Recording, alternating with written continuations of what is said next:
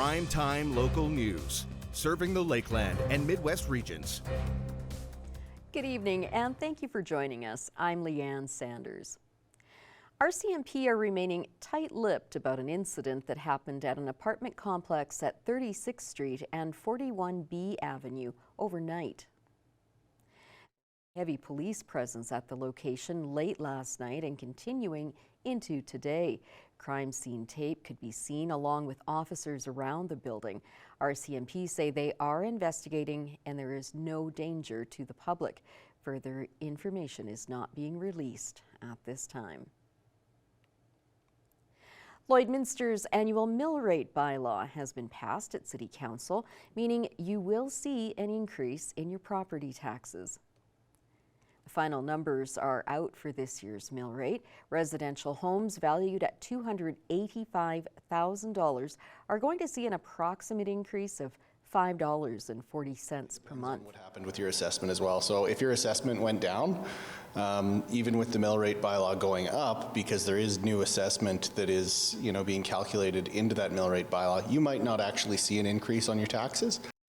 Non-residential properties are also seeing an increase this year, where $750,000 properties will see a $56 per month increase. There was a more substantial difference that's going to hit commercial properties in relation to the mill rate that's coming directly from education. So one thing we always want people to keep an eye on is the fact that your property tax bill does not only include the city portion, there's also an education portion that goes directly to the province. So, that's usually 25 to 30% of the bill that is going towards the province, and then the rest is the amount that's coming to us.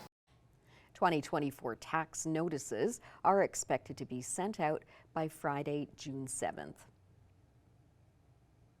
The Lloydminster Lions Club presented checks to several different charities on Monday night. The Lloydminster Region Health Foundation was one of the check recipients. CEO Stephanie Monroe explains how much this will help the community. So we, as the Lloydminster Region Health Foundation, we're extremely grateful for the generosity of the Lloydminster Lions Club.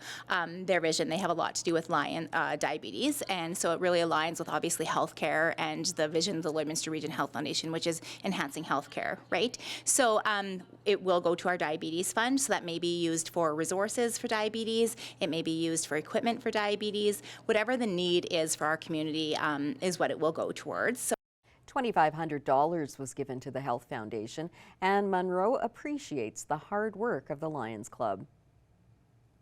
When I see the time and effort that goes into the many fundraisers they have, and as you guys see, it's not a large organization, and it's strictly ran on volunteers. So the time and the effort that they put in to making this available to our community and for our residents is so important.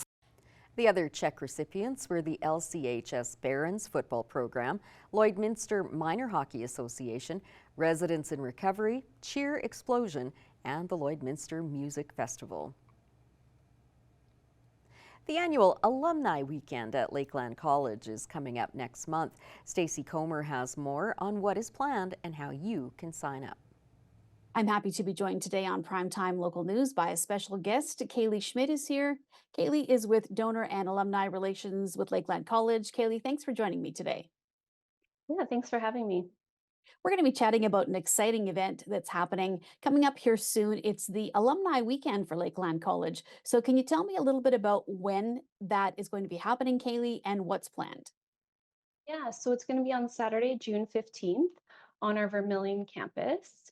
And it's just a really nice way for all of our alumni to come out, to come back to campus and kind of reminisce about the good old days and relive their college memories. So we, of course, have a rich history of alumni being established in 1913. So we have alumni of a variety of ages, and we're excited to have them back out. Do you know roughly how many people you can expect for this, or is it too hard to gauge at this point? Typically, we get anywhere from, 60, 75, 100 people. This year, we're excited to be celebrating the 50th anniversary of class of 1974. So like I said, given our rich history and being established in 1913, we get a lot of older alumni out kind of reminiscing about their college experience and their college days. Even classes of 1950 and 1960 they come out to Alumni Weekend and catch up with their friends and celebrate. So, Kaylee, I know that people will try to make a full weekend of this, but the biggest day is the 15th with the most planned. So, can you tell me what is the itinerary for that day? Yeah, so on Friday night, the Alumni Association will be having a small mixer downtown, Vermilion at the Copper Court Distillery. And then Saturday will be all the activities that we have planned on the Vermilion campus. So we'll start off with breakfast, and then we'll go into the Alumni Association annual general meeting. Then we will have a tour of our trades facilities in Vermilion. Then we'll have lunch, and then we will tour afternoon. We'll tour our student managed farm powered by New Holland, which gives the alumni really a glimpse into looking at the college and how it has evolved since they were a student. And we'll also tour our emergency training center. And then Saturday night, we will end the weekend with our traditional Rose Ball ceremony, which the band playing at the Rose Ball is an alumni as well. So we'll have the Crazy Connects playing at the Rose Ball, and the alumni can really chat and dance and reminisce about their college days. And also the alumni, they don't have to go far for their night. They can actually just stay right on campus in residence. So we open up residence for them to stay, and just like their college days, how they lived in or how they stayed in residence, they can stay in residence for the weekend too, and really reminisce about their college experience.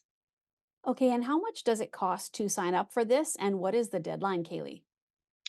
Yeah, so the deadline is June 6th to register. We welcome all alumni of all classes. This year we are celebrating, of course, any years ending in 4 and 9. So check your diplomas and see if those are your years and come out and celebrate with us. The cost to attend all day is $65, and just to attend the Rose Ball is 40. So it's a really reasonable weekend. Unfortunately, we are sold out of residents, but there is a lot of accommodations in and around Vermilion too. So, if people are looking to sign up and just even to get more information, Kaylee, where's the best place to find that? Yeah, all the schedule, registration, everything is located on lakelandcollege.ca/weekend. Okay, awesome. Well, this sounds like it's going to be a really fun event for everybody to come back, and there's nothing better than reminiscing with your colleagues and just having a great time. So I'm sure there's a lot of people looking forward to this. Kaylee, thank you so much for speaking with me. I'm sure it's going to be an amazing time for everybody. Yes, we're so proud of our alumni and all the amazing things that they're doing out in the industry and throughout the course of their lives. So we're really excited to have them back on campus. All right, thanks so much for joining me, Kaylee. Abby St. John joins me now with the weather. And Abby, it was another beautiful day, but we could be seeing some showers or maybe even a thunderstorm? Yes, yes. Today was very nice out, very warm. It is still warm out right now, and the sun's still a little bit shining. And the clouds weren't too bad today either. Similar to yesterday, but I think it was just a little bit warmer than yesterday, which is nice. It's currently 24, but yes, like you said, we are expected some rainfall over the next couple of days starting tomorrow. So definitely be cautious about that. But currently, right now, 24 degrees, feels nice and warm all day. 22 km/h winds, however, so it is quite windy out, but that's something that we are quite used to here in the border city. And then current temperatures in Alberta, 25 also out in Provost and Cold Lake, 26 in Wainwright, 24 in Vermilion, Marwayne, Vegreville, and Bonnyville, 23 in St. Paul and in Edmonton, and 20 in Lac La Biche. And in Saskatchewan, 22 up in Isle La Crosse, 24 in Pierceland and in Meadow Lake, 23 in Green Lake and in St. Walburg, 26 in Maidstone, 25 in Macklin and in North Battleford. Overnight tonight in North Battleford will be 14 degrees, so it is going to be a little bit warm. 30 km/h winds, however, so it is going to be very windy out, partially to mostly cloudy skies, so those clouds will start thickening up as the evening goes on. And then tomorrow, a daytime high of 23. I expect a little bit of a wind in the morning, 24 km/h winds, and then also 75% chance of some morning rain. And then it's going to remain quite a mix of sun and cloud throughout the afternoon. Overnight tonight in Cold Lake will drop down 15, so it'll still be a little bit warm as well at 19 km/h winds. But there's about a 40% chance of a shower this evening, and then clouds should start to break afterwards. And then tomorrow, a daytime high of 19, so not as warm. 24 km/h winds, however. 55% chance of a brief shower or two in the afternoon, but it will remain a mix of sun and cloud. Overnight tonight in Lloydminster, drop down to 13, partially cloudy, and will remain quite windy, 28 km/h.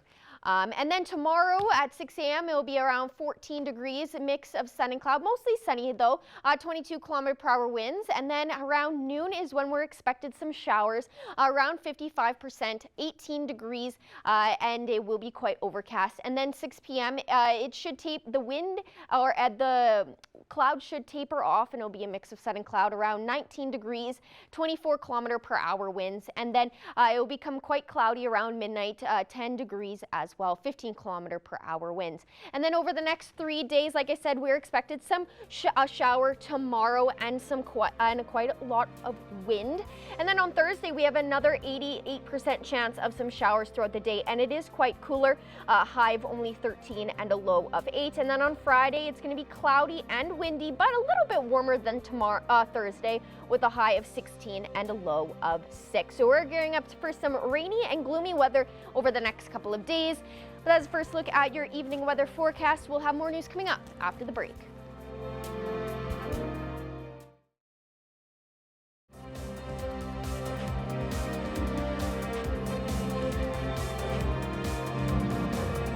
Welcome back. A fundraiser is underway for Big Brothers Big Sisters of Lloydminster. I sat down with the executive director to find out more about it. I'm speaking with Jacqueline B today with the Big Brothers Big Sisters in Lloydminster, and we're talking about Move for Mentoring. What can you tell me about this challenge? So Move for Mentoring is kind of a hybrid of an event that we started during COVID called the Activity Challenge.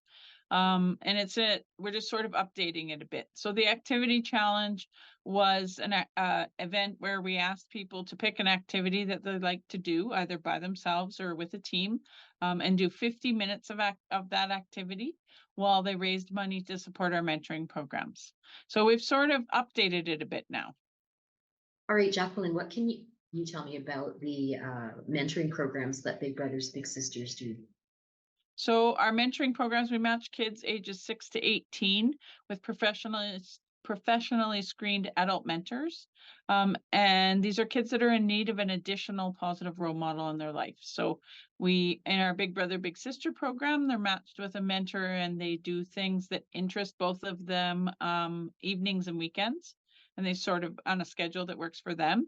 And then our in-school mentor program, they're matched with a child referred by one of the schools that we partner with, and they meet with them for an hour a week during school time. What kind of benefits can programs like this have for the child?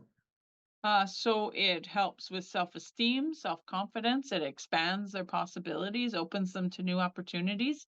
The in-school mentor program, there's been significant research to show that it also helps to improve attendance at school because they have some, things to look forward to. They know someone's coming to visit them. So there's huge benefits to the child and to the volunteers, actually. All right. So back to the challenge for a moment. How exactly can people get involved? I understand it's ongoing now until sometime in June. So what can people do to get involved? Yeah, so between now and June 10th, people they need to pick an activity, and there's no time limit for how long they need to do that activity. So whatever they want to do, and then either by themselves, with a group of friends, a family member, they just need to let us know that they're registering and what day they're going to do that activity so we can cheer them on. And then they just collect money from friends, family, donate themselves to do that activity. And then they're supporting our mentoring programs. Obviously, during COVID, it was a different time, but how successful was it during that time? And what are your expectations, I guess, for the fundraising? Do you have a goal? Uh, our goal every year is just to beat the year before. So we'd like to beat $16,000 if we can. That would be fantastic. We usually get tremendous support from the community. We've got over 20 sponsors this year as well, corporate sponsors. So that's a way for businesses to get involved as well. So it's super easy. You just need to call the agency, say that you want to be involved in Move for Mentoring, and we'll help you join the movement. Excellent. Jacqueline, thank you so much for your time today. I really appreciate it. Have a great day. Great, thank you. Now here are your stock market prices for today.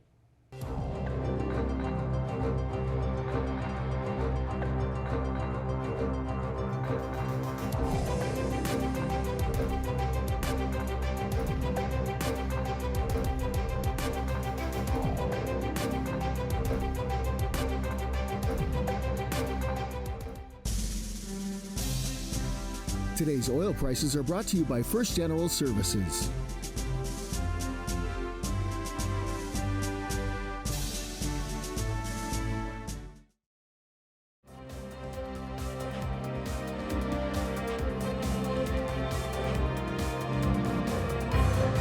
May showers have pushed seeding time for producers across Saskatchewan, but the moisture is much appreciated, improving soil conditions, which have been diminished after years of drought.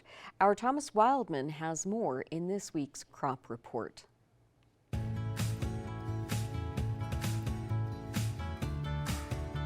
Today, I'm happy to be once again joined by Megan Rosso, the Crops Extension Specialist for the Government of Saskatchewan, and she is here today to once again give us the crop report. And so thank you so much for being with me today, Megan. Thanks for having me. And Megan, over this past week, we saw lots of moisture across Saskatchewan. How has that affected seeding, and where is seeding at so far in the province of Saskatchewan? Given that we've had some delays due to rainfall, producers have actually made considerable progress over the last week. Currently, 56% of the 2024 crop is in the ground. This is up from 32% that was reported last week as seeded in the province. We are behind the 5-year average of 76% and the 10-year average of 74%.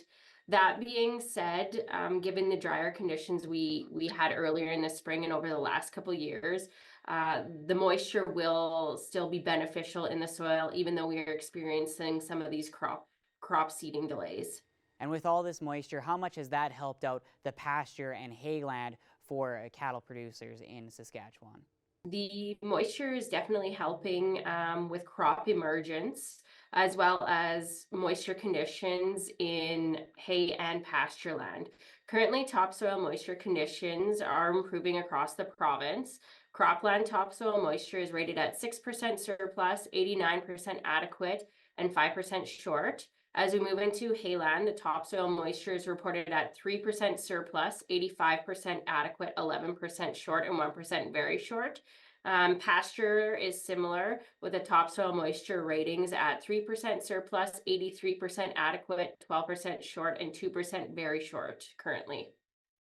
And then now, Megan, we'll look a little bit closer to home. How has the seeding progression looked for Lloydminster and the rest of the Northwest region? The Northwest region is currently reporting 63% seeding completion. This is an increase of 30% from last week's reported progress. Thank you so much for all the information, Megan, and we will look forward to talking to you once again about the next crop report. Thanks for having me. It's time now for a look at all of the pet pictures you've been sharing with us for our Pets of the Day.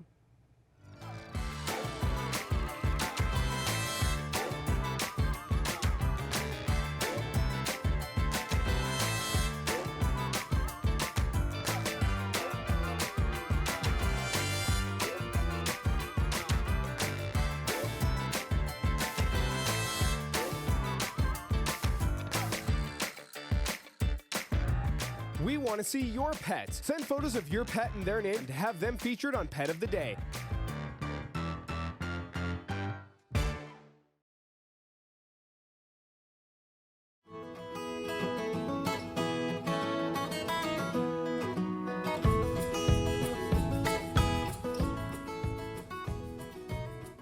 I'm back at Border Paws Animal Shelter for another edition of Pet Project, and today we have Jupiter. She is an energetic, very playful, loving cat. So cute. Tell me about her story, how she came to be, and what her best fit would be. So Jupiter was brought in, here you go baby, with some siblings on March 9th. She's the last one of the litter, hasn't been adopted yet. Unfortunately, Jupiter would have to go to a home that didn't have any other cats. She does have Khaleesi virus. Now, it's not transmittable to people, but it is highly contagious to other cats. It doesn't affect their quality of life at all. It's not life-threatening, but she does have some sneezing issues. So if you have a home without any other cats or a cat who might already have it, then she could go to that home as well. She's so playful, absolutely loves kids, loves to play. Very, very friendly cat. And we're just hoping we can find someone who has a big enough heart to take her and give her the kind of life that she deserves. And now with this virus, I know you said it's transmittable to other cats. Is our dog safe from it? Yeah, it's very, very rare that it could be transmitted to a dog, so we're not worried if you have a dog in your household already. It should be fine. Hasn't really been fully tested with dogs, but before the virus, she was getting along well with other animals and stuff, so. And she's so playful. She is. Ever since she came into this room, she's gone from one toy to the other. Like she's definitely energetic, but she's also incredibly sweet. She is. Look at her go. Well. And obviously it just proves that this virus really doesn't affect their quality of life. Like she is so playful. She's having fun. So I think she would definitely make a great addition. Yeah, other than just sneezing every once in a while, she's gonna live a very full life. Now, we have a couple of events. We do. Street Fest being the first one we're going to talk about. It's a big city event, so not just you guys, but so tell us what your involvement will be for a Street Fest that people can expect.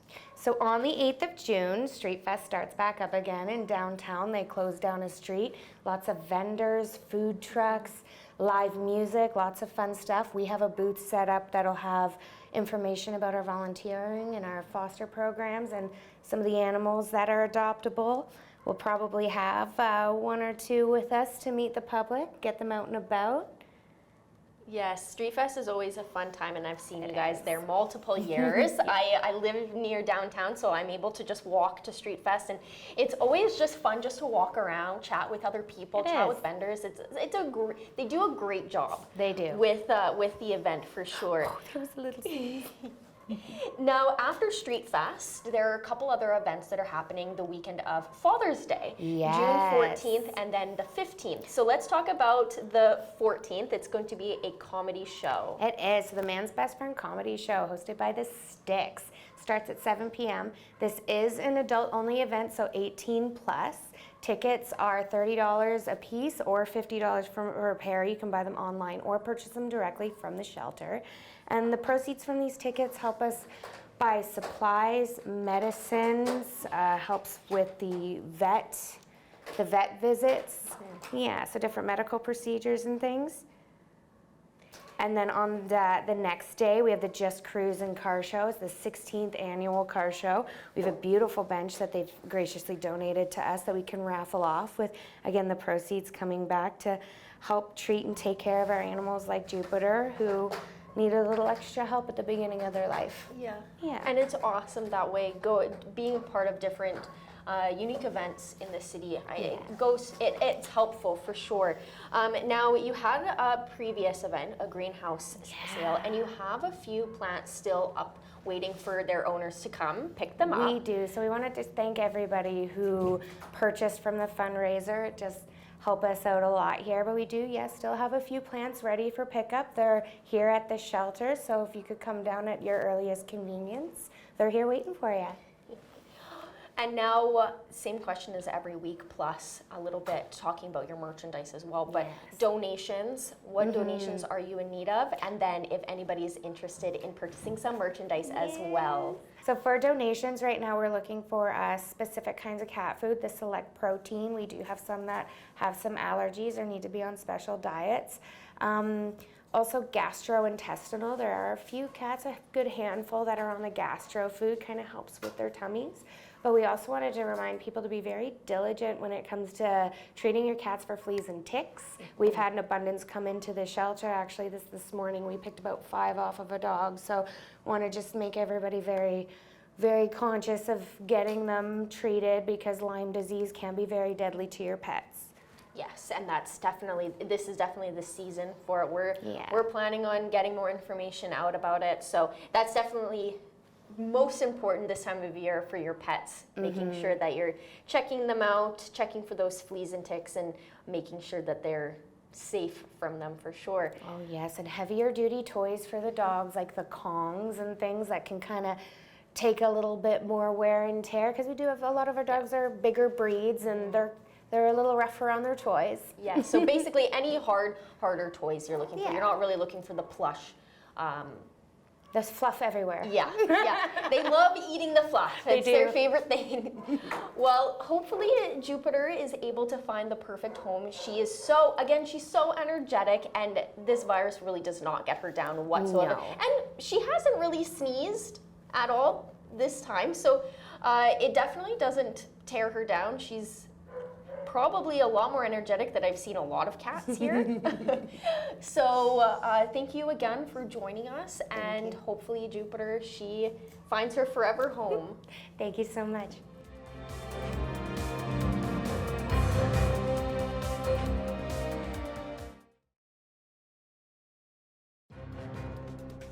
Furniture set and design supplied by Furniture Gallery, downtown Lloydminster.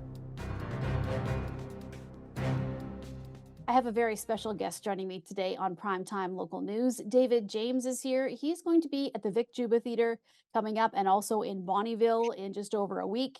And before we get into what it is that you're doing, David, thank you so much for joining me. Well, God bless you, and thanks for having me. I'm very honored to be here today.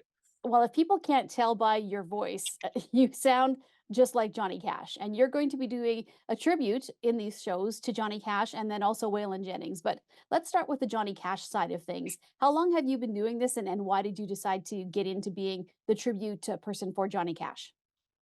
It's been about 17 years now, and it started with just watching the movie Walk the Line. And I thought to myself, wow, what a life this guy had. I was very familiar with his music, but I didn't know so much about his life and stuff. So that was really cool. And I was just singing along with one of the songs, and my girlfriend at the time stopped the movie and went, "Do that again." And so I did. Now, I'm no stranger to the stage. I played in rock bands for years, but more as an accompaniment player, lead and rhythm backup vocalist in rock bands. But we started to experiment with it. She sang as well, and we played a few little pub gigs with it. And then I expanded and eventually built a band out in Vancouver Island and brought it out here. Alberta is my home province, though. So I eventually moved back here a few years ago, and we continue to do this. Well, tell me what we can expect at the shows in Lloydminster and Bonnyville when you come out on stage. Well, we're going to start with Waylon Jennings, of course. A few years back, I decided I wanted to play a little bit of electric guitar, and I thought, wouldn't it be nice to have a show where I play both characters so I could get paid twice? Beyond that, I'm going to start with Waylon Jennings. You know, I'm going to come out there with a glue-on beard and a nice cowboy hat, vest, and tell you a little bit about a Waylon, and we're going to go through a bunch of his amazing top hits, including The Highwayman, where we get together with all the characters. Johnny Cash as well is involved in that, and that's the tie between Waylon and the Johnny Cash show. So that's a lot of fun there. And then, of course, going to have a little break, and then the Johnny Cash show starts. We started with Folsom, and we ended with a barn burner, you know, and all this best hits in between. And it's an interactive show, too. I expect my audience to sing along with me and have a lot of fun. And sometimes we have a June Carter, but there's a song where I invite every lady in the audience to participate. And that usually goes over quite well as well. Well, I wanted to ask you today if you can just perform a little bit for us. I know obviously we can't get the whole show here, but let's just get a little sample of what people can expect when they come out to the shows in Lloydminster and Bonnyville.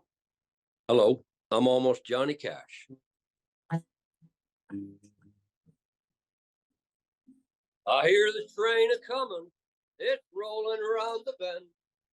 I ain't seen the sunshine since I don't know when. I'm stuck in Folsom Prison, and time keeps dragging on. But that train keeps a-rolling on down to San Antonio.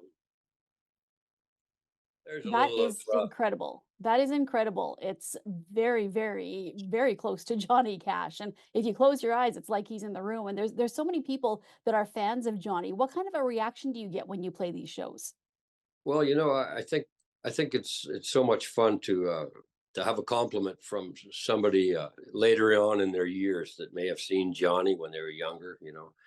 Had a lady come up and say, "You just took me back to 16, honey. Thank you so much." That's the greatest honor. And because his music reached such a wide audience and talked about things that mattered and just family stuff and jail stuff, a lot of people could relate to it. It was good, down to earth music, reachable to any audience. Elvis was, so high up there. He was untouchable. Johnny, apparently, you could just walk right up to that fella and talk to him, and he was, just a good down-to-earth fella. And the music was amazing. And I understand that also throughout the show, you tell a few stories about Johnny and Waylon as well. Yeah, more about Johnny than Waylon, but I know a few things about Waylon. But Johnny's just, I've been studying him for 17 years now. I also privileged to be part of his legacy through his management. A lot of people don't know, but Johnny Cash was managed by a Jewish fella out of London, Ontario, by the name of Saul Holoff. And he managed him from 61 to 73, got on the Johnny Cash show, put up with all the things that went wrong in the 60s with Johnny and all the things that went right. And he, took him at a time in 61 where he wasn't really on the radio as much. His hit power had gone away. And he said, "Look, let's reinvent this." And he's the one that actually suggested June Carter. It's not like in the movie Walk the Line. He said he had a lady named Rose Maddox, but she left the tour. She couldn't put up with the shenanigans because Johnny was starting to get into party mode at that point. But June Carter was brave enough to embrace it. And of course, the Johnny and June story started in 61, not in 55. And the chase was on. So I was blessed to provide my vocals for a movie called My Father and the Man in Black. You can see it on Tubi. And it was a documentary made by the son of Saul Holoff, Jonathan Holoff. And I look forward to bragging about that. And if you want to check it out, check it out. And of course, all the stories that I've heard behind the scenes that only came through Saul Holoff and that part of things.